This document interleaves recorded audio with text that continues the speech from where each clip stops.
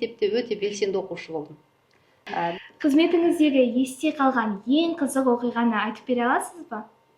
Үйдегі тәрбиенің берік болуы деп ойлаймын.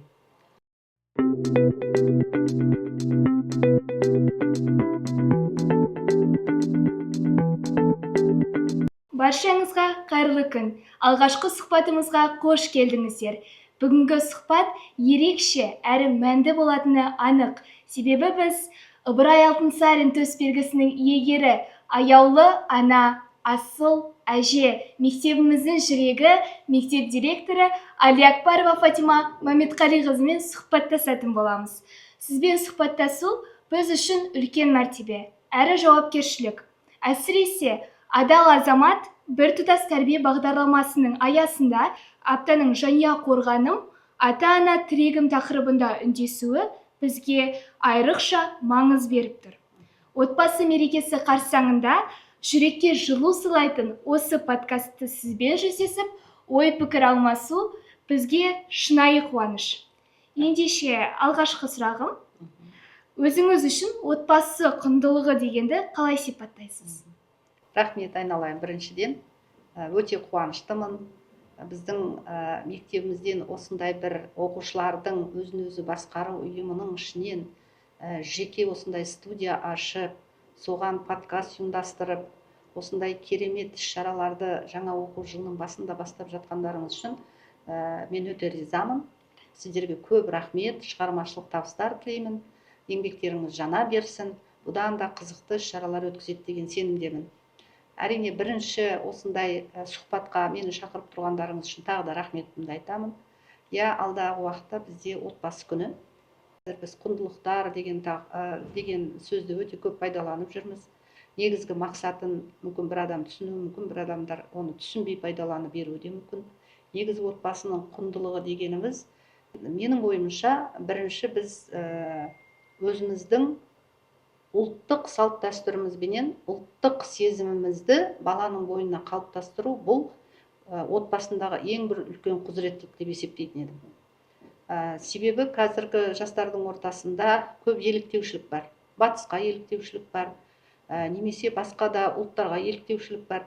Сондықтан да ал біздің өзіміздің ұлттық салт дәстүріміз, сана сезіміміз қалыптасқан жағдайда біз өзіміздің болашақта нағыз елді қорғайтын, нағыз патриоттарды сол кезде ғана тәрбиелей аламыз деген ойдамын. Сондықтан мен мектептегі мақсатымда, үйдегі жанұядағы мақсатымда балаларды осы бағытта тәрбиелеу, қазақи тәрбие беру. Жауабыңызға көп рахмет. Екінші сұрағымыз, қазіргі заман балаларына отбасылық тәрбие беруде ең маңыздысы не деп ойлайсыз? Отбасылық тәрбие беруде ең маңыздысы әке мен шешенің үйдегі тәрбиенің берік болуы деп ойлаймын. Бала не көрсе, соны істейді. Сондықтан бүкіл тәрбие ол отбасынан басталады. Сондықтан қазір көптеген жастар, біздің мектептегі оқушыларымыздың ата-аналары жастар ғой негізінен. Сондықтан жұмысбастылыққа сүйенуі мүмкін, басқа да өздерінің жағдайларына байланысты балаларға көп жағдайда мән бермей қалып жатады. Бұл өзі баланың жаңағы отбасындағы тәрбиесін жоғалтып алуына келіп соқтырып жатыр. Сондықтан әрине біз өзіміздің мектептегі жауапкершілікті алып тастай алмаймыз. Бірақ дегенмен баланың ең көріп өсетін ортасы отбасы болғандықтан тәрбиенің негізі отбасында қалыптасады деп ойлаймын. Өз балаларыңызға немесе немерелеріңізге жиі айтатын басты өсиетіңіз қандай? Ең басты айтатын өсиетім бұл адал болу, әділ болу, шыншыл болу. Қандай жағдай болса да тек шындықты айту. Және үлкенді сыйлау, кішіге құрмет көрсету. Осы қағидаларды мен үнемі өзім балаларыма және немерелеріме үйретіп отырамын.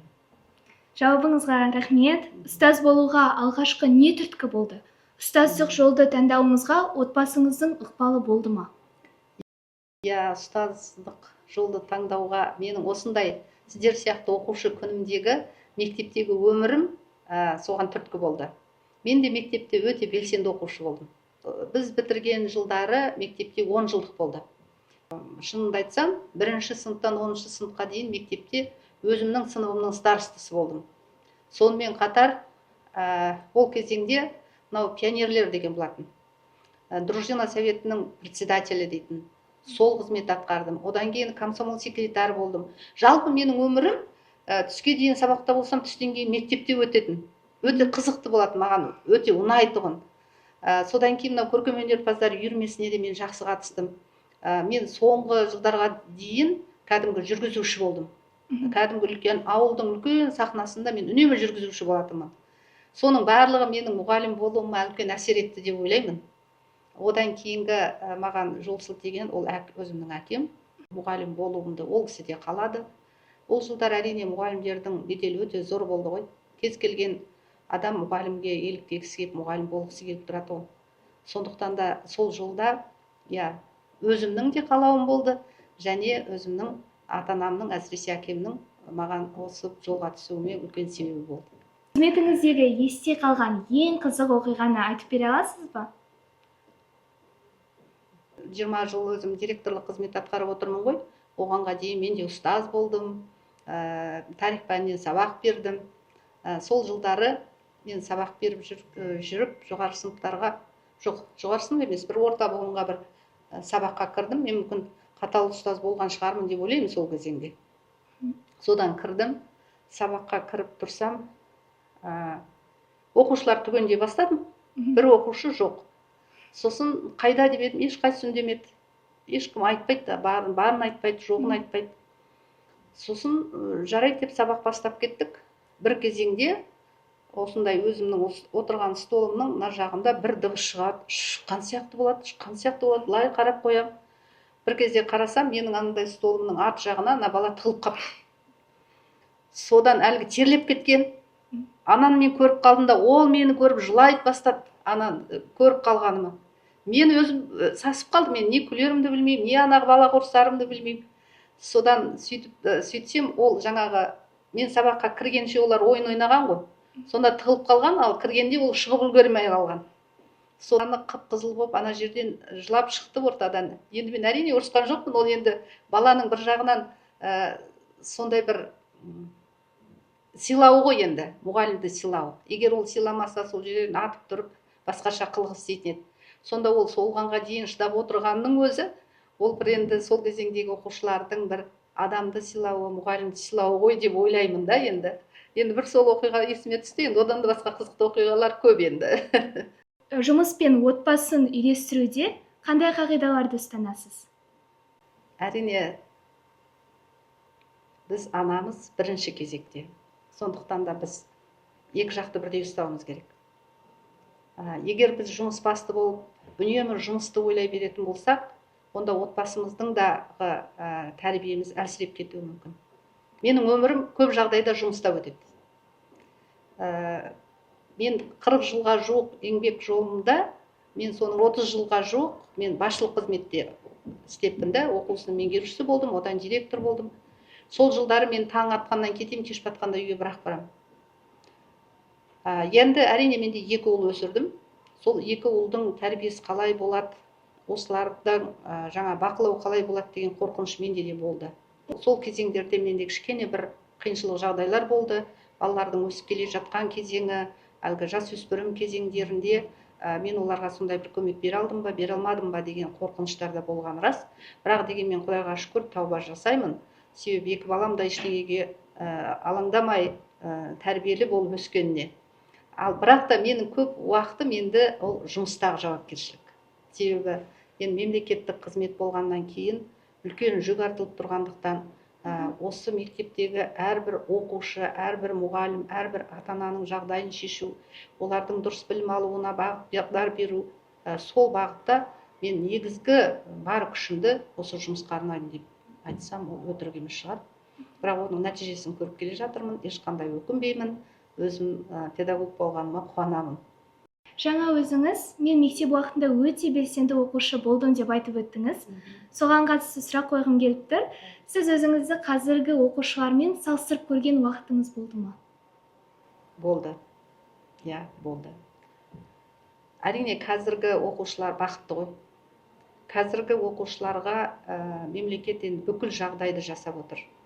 Мен мысалға осы соңғы жылдар кезеңінде біршама шетелге барып келдім, біраз мемлекеттерді көріп келдім.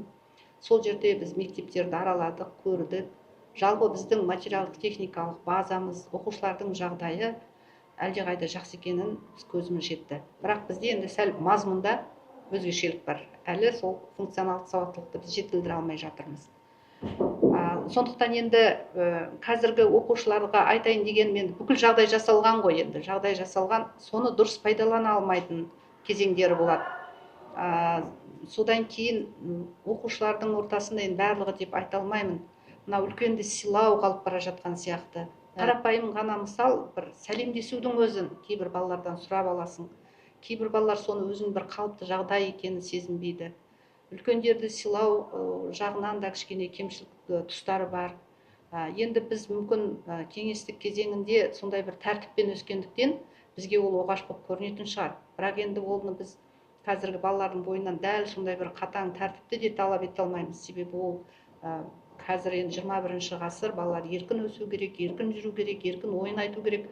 Бірақ соны шектен тыс пайдаланып кететін жағдайлары кейде көңіліңізді жаңа алаңдататын жағдайлар болады. Сол жағынан кішкене оқушыларға көңіліміз ренжіңкіреп ішімізден сондай бір ойлар болып қалады. Бірақ әрине ол біздің де мүмкін оған кішкене көмегіміз керек шығар балаларға деген ой келеді. Біз қай жерден кемшілік жіберіп жатырмыз, мүмкін балаларды осы жағынан тәрбиелеуіміз керек шығар. Сондықтан да менің басты мақсатым осыларды қазақи тұрғыда тәрбиелесек, баланы өзіміздің ұлттық сана сезіммен тәрбиелесек, ұлттық дәстүрімізбен тәрбиелесек, мүмкін өзіміздің сондай бір неміз қайтарып алатын шығармыз деген ойдамын. Осы орайда біздің мектебіміздің шәкірттеріне айтар кеңесіңіз және тілегіңіз? Енді өзіміздің мектептің мен балаларын өте жақсы көремін. Қазір 2400-ге жуық бала оқып жатыр. Әр баланы бізге әрбір ата-ана сеніп беріп отыр. Сондықтан олардың осы мектепте қауіпсіз жүруі, көңілді жүруі, қуанышпен келіп, қуанышпен кетуі, ол бізге артылған үлкен жүк. Алайындар, оқушылар, сендерге мынау жаңа оқу жылы құтты болсын. Жаңа оқу жылында шығармашылық табыстар тілеймін. Тек қана мектепке білім алып, тәрбие алу үшін ғана емес, осылай өздеріңді қоғамдық өмірде жан-жақты дамыту үшін келіңдер. Мектептегі бар мүмкіндікті пайдаланыңдар. Қазір білімдінің заманы, білім алуға ұмтылыңдар. Сонымен қатар түрлі үйірмелерге де қатысып, өздеріңді қосымша дамытуға жұмсаңдар. Сондықтан біз сендерге бүкіл мүмкіндікті жасауға дайынбыз деп ойлаймын. Егер біздің тарапымыздан қандай да көмек керек болатын болса, біз сіздер үшін жасауға дайынбыз. Жаңа оқу жылы құтты болсын, дендеріңіз сау болсын, ата-аналарың аман болсын, еліміз аман, жеріміз тыныш, сендердің бақытты болашақтарың жарқын болсын демекпін. Рахмет апай, айтқаныңыз келсін. Бүгінгі сұхбатымыз осымен аяқталды. Әрбір тыңдарман мен көрерменге өте қызықты, ерекше сұхбат болды деп сенемін. Апай, алтындай уақытыңызды бөліп, сүбелі сөздеріңіз бен ой тұжырымдарыңыз үшін сізге үлкен алғыс айтқымыз келеді. Көрермендерге де көп рахмет. Келесі кездескенше аман сау болыңыздар.